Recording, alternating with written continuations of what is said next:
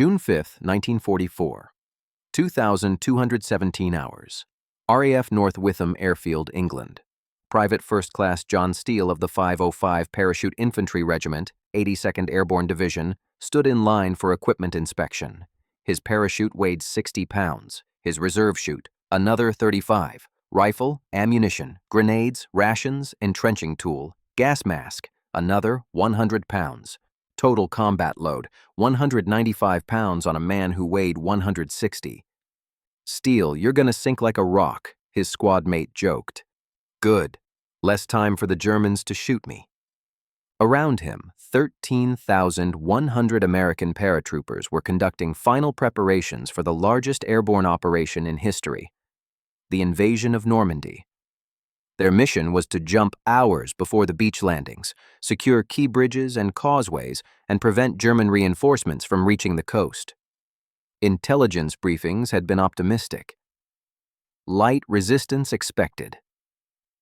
German units in the area are primarily static defense troops, overage soldiers, Eastern European conscripts, troops recovering from wounds on the Eastern Front, not the caliber of units you'll face later in the campaign.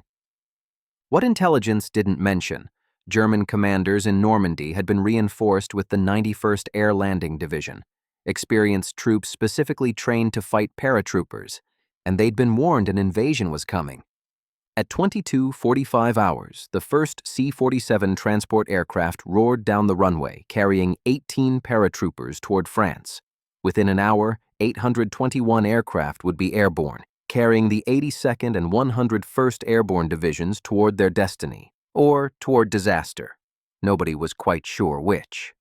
The jump into Normandy was doomed from the start by factors beyond anyone's control. Weather. Cloud cover at 1,500 feet created zero visibility. Pilots couldn't see the ground, couldn't identify drop zones, couldn't maintain formation. Aircraft scattered across the sky, trying to navigate by dead reckoning and prayer. Anti-aircraft fire. German 88mm flak batteries opened up as the transport formations approached the coast. C-47s, slow and unarmored, were torn apart. Some exploded, some caught fire, some maintained formation with dead pilots, flying on autopilot until they crashed. Pilot panic. Many pilots, facing heavy anti-aircraft fire for the first time, took evasive action at the moment paratroopers were jumping, banking, diving, accelerating, all while men were trying to exit through the doors. Paratroopers were thrown against aircraft hulls, tangled in equipment, or tossed out at wrong altitudes. The result? The most scattered airborne drop in history. Instead of concentrated unit drops on designated drop zones, paratroopers landed everywhere. Some landed 20 miles from their objectives. Some landed in flooded fields and drowned under the weight of their equipment. Some landed in German positions and were killed before they hit the ground. Some landed in trees, on buildings, in the middle of German encampments.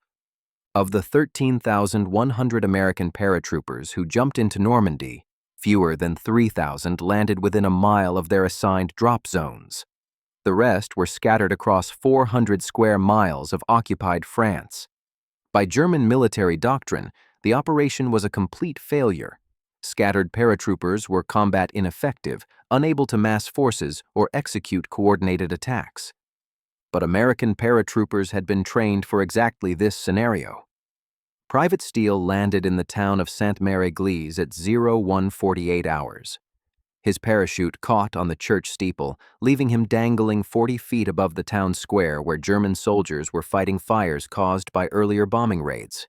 He played dead for 2 hours, watching Germans pass below him, until he was eventually cut down and taken prisoner. He escaped 3 days later and rejoined his unit. His experience was unusual only in that he survived. Hundreds of paratroopers landed in similarly catastrophic positions and had to fight their way out immediately. Private John Fitzgerald of the 502nd PIR landed in a German machine gun position. He killed 3 German soldiers with his trench knife before they realized he was there, then used their machine gun to provide covering fire for other paratroopers landing nearby. Sergeant Harrison Summers of the 502nd PIR landed alone, miles from his drop zone. Rather than try to link up with his unit, he decided to fight the war by himself. Over the next 10 hours, he single-handedly assaulted and destroyed 4 German artillery positions, killed or captured over 50 German soldiers, and cleared a path for American forces advancing inland from Utah Beach. Lieutenant Richard Winters of the 506 PIR landed with only 2 men from his entire company. Instead of waiting to assemble his unit, he attacked a German artillery battery with those 2 soldiers. They killed 15 Germans and destroyed 4 105mm guns that had been shelling Utah Beach. The action later became famous as the Brecourt Manor Assault. These weren't exceptional incidents. This was normal for American paratroopers in Normandy. The 82nd and 101st Airborne had been trained under a philosophy called dispersed initiative. The idea that every soldier, regardless of rank, should be capable of independent action toward the mission objective. During training, instructors would deliberately scatter jump formations, then observe how quickly small groups could form, identify objectives, and attack. Paratroopers who waited for orders or tried to locate their units received failing grades. Those who grabbed whoever landed near them and immediately attacked whatever Germans they found received commendations. The training philosophy came from lessons learned in Sicily, where American paratroopers had been scattered across the island in July 1943. Units that tried to reassemble before attacking were decimated. Units that attacked immediately with whatever forces they had succeeded. General Matthew Ridgway, commanding the 82nd Airborne, had summarized the doctrine simply: find any American. Pick a German position. Kill the Germans. Repeat until you run out of Germans or Americans. If you run out of Germans first, you've won. It was chaos as military strategy, and in Normandy, it worked perfectly. German commanders woke on June 6th to a nightmare scenario. Reports of American paratroopers everywhere, attacking everything with no discernible pattern. General Wilhelm Falley, commanding the 91st Air Landing Division, left his headquarters at 0200 hours to investigate reports of paratroopers in his sector. His staff car was ambushed by Private John Rowe of the 508 PIR, who'd landed alone in a hedgerow beside the road. Falley was killed, making him the first German general killed on D-Day, shot by a private who had no idea who he was shooting. General Lieutenant Karl Wilhelm von Schlieben, commanding German forces in the Cotentin Peninsula, received dozens of contradictory reports throughout the early morning. American paratroopers attacking bridge at La Fière, estimated battalion strength. Paratroopers destroying ammunition depot near Sainte-Mère-Église, estimated company strength.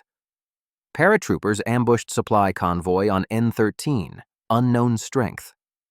Paratroopers captured crossroads at Chef du Pont, estimated platoon strength. Von Schlieben tried to identify the main American effort so he could mass forces for a counterattack, but there was no main effort. There were hundreds of small efforts, all happening simultaneously, across his entire command sector. He later wrote in his after-action report, "It was impossible to determine where the enemy was strongest because they were equally strong everywhere." Small groups of 5 to 20 men attacked with the aggressiveness of full companies. Reserves sent to reinforce one position would be ambushed en route by other groups. We could not mass forces because the enemy was never massed. They were dispersed and everywhere at once. This was exactly what American planners had hoped would happen. The chaos served multiple purposes. German reserves couldn't respond effectively because they didn't know where to go. German communications were severed, preventing coordination. German commanders wasted hours trying to understand the situation instead of acting. The scattered paratroopers created the illusion of a much larger force. That last point was critical. Von Schlieben estimated he was facing at least 30,000 American paratroopers based on the number of contact reports. The actual number in his sector was around 6,000, but they were attacking in so many places that German intelligence doubled their estimated strength. The psychological impact was devastating. German soldiers, waking to explosions and gunfire from multiple directions, assumed they were surrounded. Many positions surrendered without significant resistance, believing they were facing overwhelming force. Captain Herbert Sobel of the 506th PIR later described the phenomenon. "We'd attack a German position with maybe 10 guys. They'd see us coming from one direction, hear explosions from another direction where different paratroopers were fighting, and assume they were surrounded by hundreds. They'd surrender to 10 guys because they thought a battalion was attacking." The actual unit accomplishments on D-Day were remarkable given how scattered the drops had been. The 82nd Airborne was assigned to secure key bridges across the Murderette and Douve rivers. They landed so scattered that only 2,500 of 6,400 paratroopers were combat effective by dawn. Despite this, they captured or secured all primary objectives within 48 hours. The 101st Airborne was assigned to secure causeway exits from Utah Beach and destroy German artillery positions. They landed even more scattered than the 82nd. Some sticks dropped 25 miles from their drop zones. Yet by noon on D-Day, all 4 causeway exits were under American control. How did they accomplish this? By turning the scatter into an advantage. Colonel Robert Sink, commanding the 506th PIR, gathered 180 men from various companies, less than 15% of his regiment, and attacked the coastal battery at Bricourt Manor that was shelling Utah Beach. Traditional doctrine would say 180 men couldn't assault a fortified position, but Sink attacked from 6 different directions simultaneously, with groups as small as 25 men hitting different parts of the German defense. The Germans, seeing attacks from multiple axes, assumed they faced a much larger force and withdrew. The battery was destroyed using less than 20% of Sink's available strength, purely because the dispersed attack created confusion. This pattern repeated across the entire airborne area of operations. Small groups attacking from unexpected directions, creating chaos out of proportion to their actual strength. But the scattered drops came with horrific costs. Of the 13,100 American paratroopers who jumped into Normandy on June 5th to 6th, 1944, 2,499 were killed or missing. 1,915 were wounded. Total casualties, 4,414, 33%. Some units took catastrophic losses. The 507th PIR dropped directly into a German training exercise, lost over 50% of its strength in the first hours after landing. The 508th PIR was so scattered that it didn't function as a coherent unit for 3 days. Many paratroopers drowned in flooded fields. Weighed down by equipment, unable to release their harnesses in the dark, they sank into water that was often only 4 to 5 feet deep. Dozens died within sight of dry land, drowning in darkness while German tracer fire arced overhead.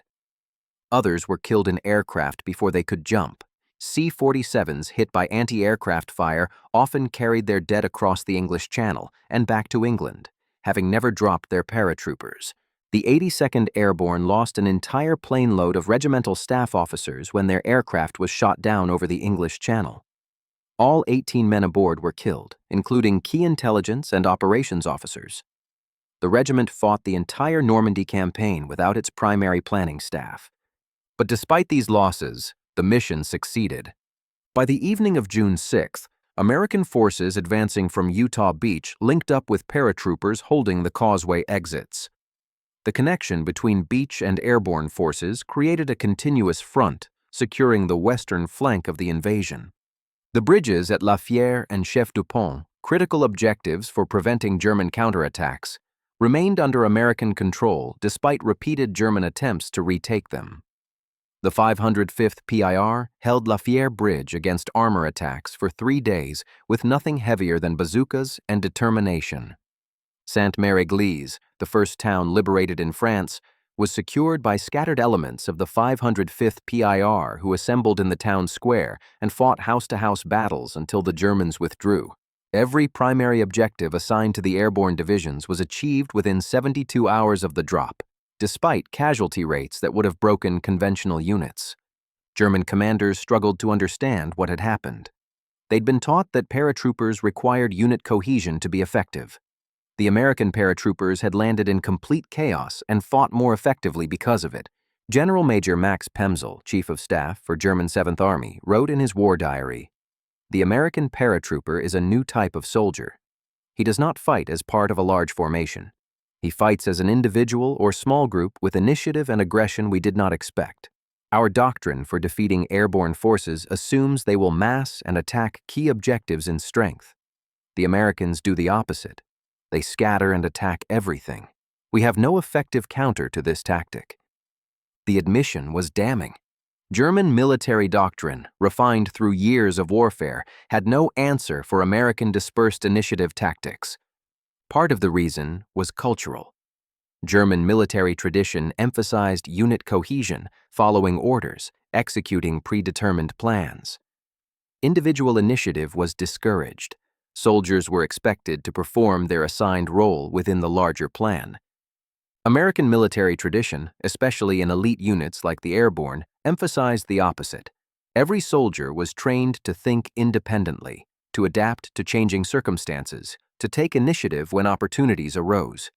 The result was visible in Normandy. German units that lost their commanders often became paralyzed, waiting for new orders.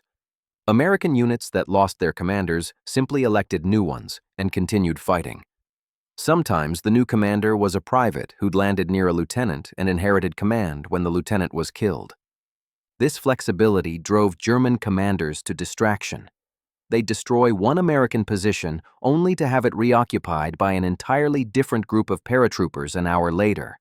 They'd capture prisoners from 6 different companies in a single location, indicating a complete breakdown in American unit organization.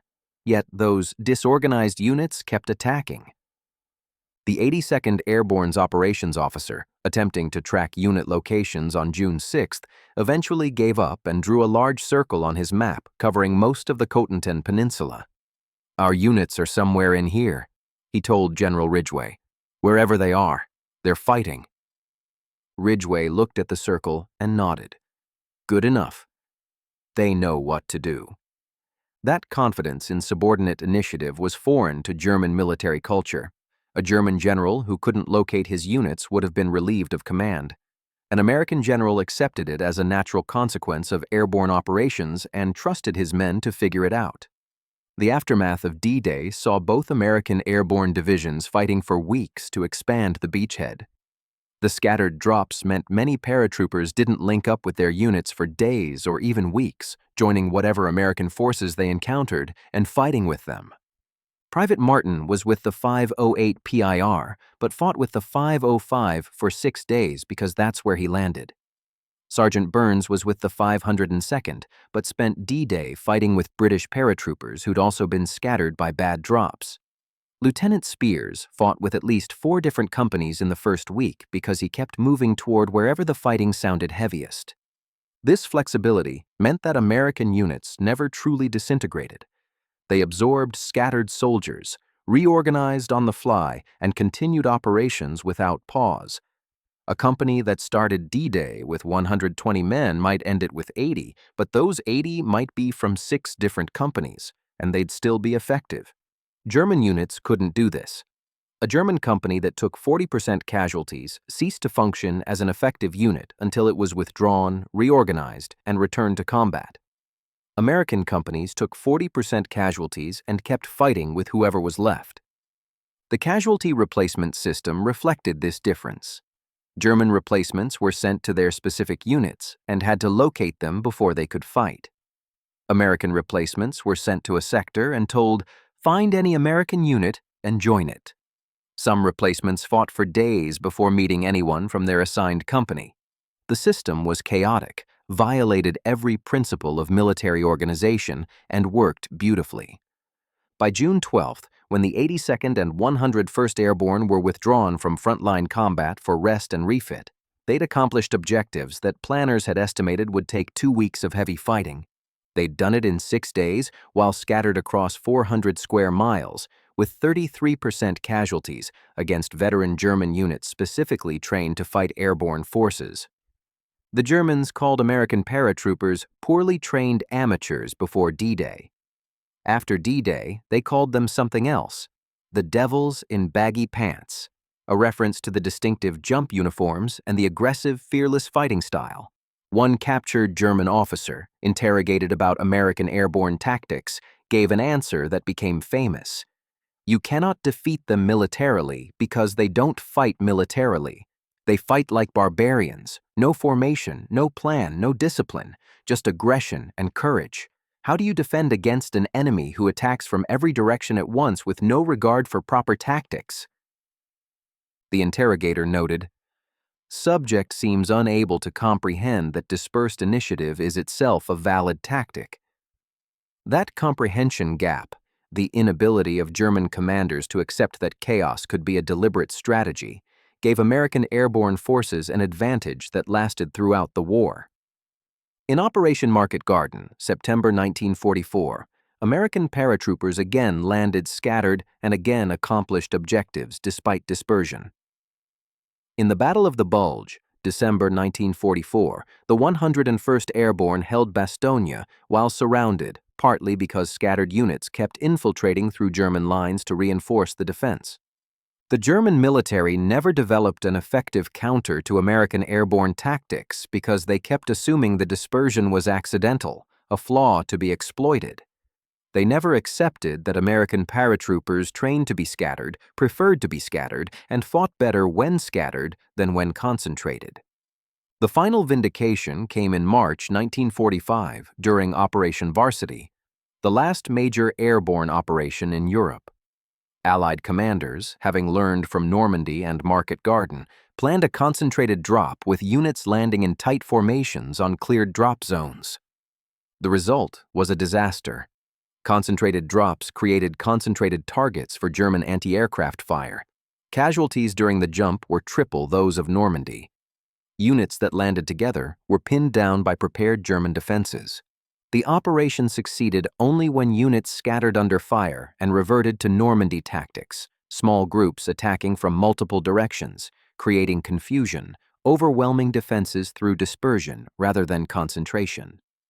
After Varsity, airborne doctrine officially incorporated dispersed tactics as standard practice. The thing that had been considered a failure in Normandy became recognized as the correct way to employ airborne forces. Today, the 82nd and 101st Airborne Divisions maintain museums at Fort Bragg and Fort Campbell. Both museums feature exhibits on the Normandy jumps, including maps showing how scattered the drops were. Visitors often ask guides, how did they win if they landed so far from their objectives? The answer is always the same. They won because they landed scattered. Concentration would have made them vulnerable. Dispersion made them unstoppable. On the wall of the 82nd Airborne Museum is a quote from General Ridgway, written in 1945. The German military mind could not accept that American soldiers, landing alone in darkness in enemy territory, would immediately attack rather than hide or surrender. They assumed our scattered drops were failures. They were wrong. Every paratrooper who landed in Normandy was a self-contained fighting force, capable of independent action toward the mission objective. We didn't need to mass our forces because every individual was a force unto himself. The Germans weren't defeated by 13,100 paratroopers. They were defeated by 13,100 separate battles, all happening simultaneously, all prosecuted with maximum aggression. That wasn't chaos. That was the future of warfare.